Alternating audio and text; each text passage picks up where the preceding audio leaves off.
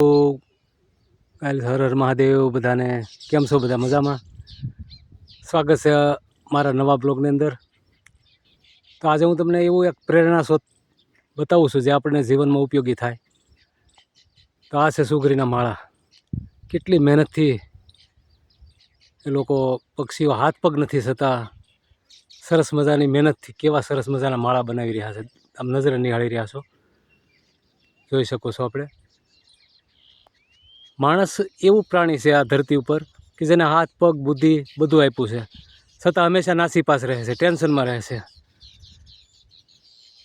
પવનની એક થપાટ પડે તો આ માળા નીચે પડી જાય, છતાં એ બીજો માળો બાંધે છે. પોતાના હાથ નથી, પગ નથી, પોતાની કલા જો.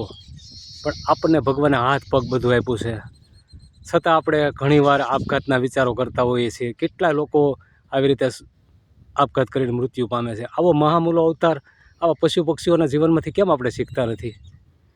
તમે જોઈ શકો છો તેમની કલા.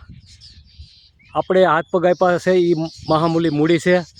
હાથ પગથી માણસ ક્યારેય ભૂખ્યો ન રહે, હાથ પગથી બધું કરી શકે, આ દુનિયાને આસમાનને પણ આંબી શકે. તો મિત્રો, આમાંથી પ્રેરણા લઈએ.